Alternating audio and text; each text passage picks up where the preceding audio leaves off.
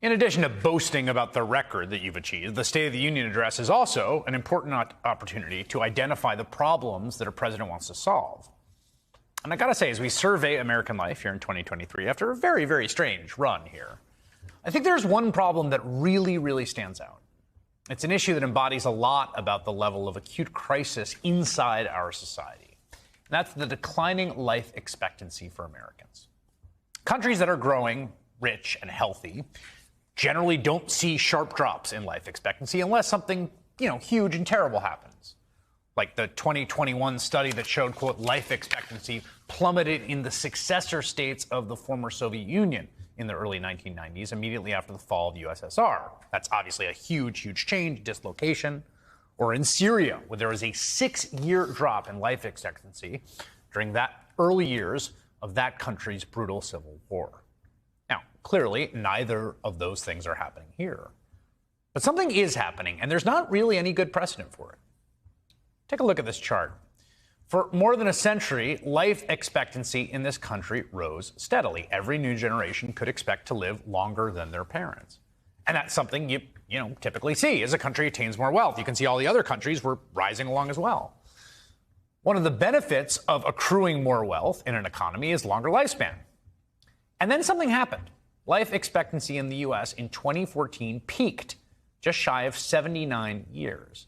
And it stayed there until the pandemic. Then life expectancy began to drop. You can see how the line just falls away to a level we have not seen since 1996. Now, of course, obviously, the pandemic is a big part of this decline over the last few years, and more than just the U.S. Other wealthy, developed peer countries experienced a drop in life expectancy during the pandemic, as you would expect. But you can see here that on the average, see that blue line? Those countries suffered a smaller drop, considerably smaller drop. And more importantly, they have recovered nearly all the lost years.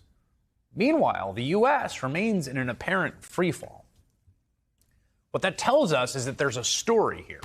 And I think that story combines a lot of the qualities of American life that make up the dark side of what we might call American exceptionalism. And it shows that darkness measured against our peer countries over the past few decades.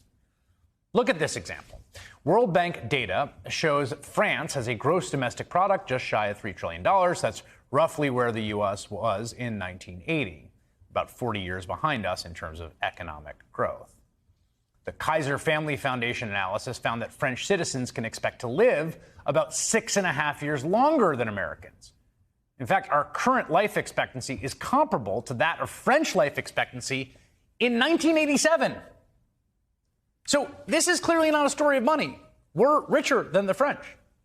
We can't use our economic muscle to buy our way out of this problem.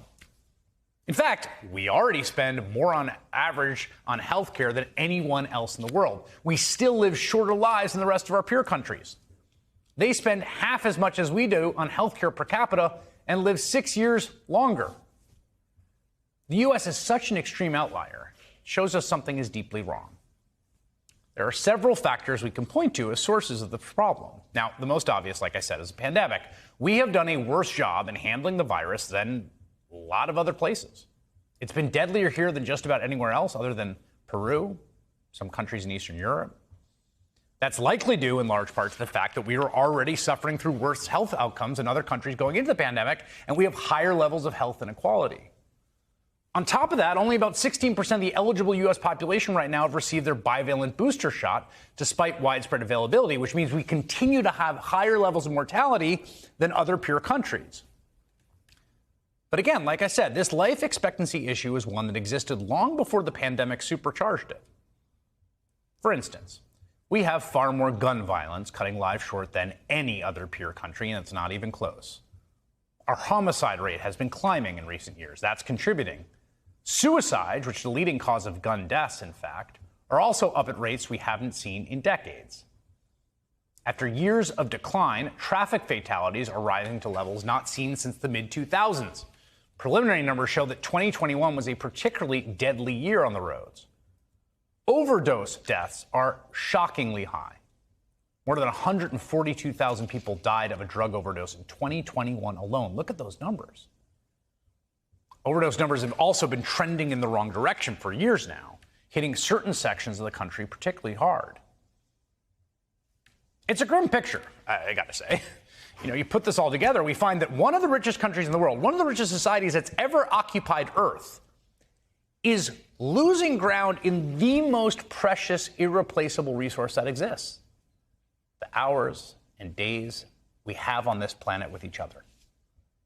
It bears repeating, something is profoundly wrong. It's the job of leaders in our government to fix those problems, to find them and to fix them. So if I were advising President Joe Biden on a State of the Union address next Tuesday, I think I would tell him to talk about extending life in America.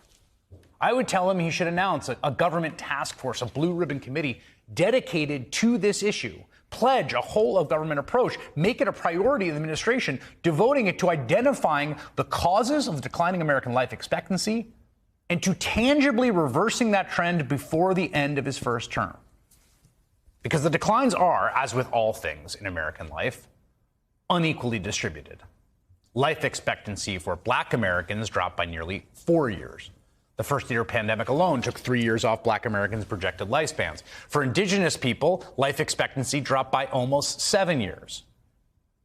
It is a devastating cut to the life expectancy of a group already projected to live shorter lives than other Americans. It's the greatest country on earth. You hear it all the time. And in the greatest country on earth, we should be living long, healthy lives in America that get longer year after year. We live in one of the richest societies humans on the planet ever produced. Too many of us are not. And it's long past time for our government to act.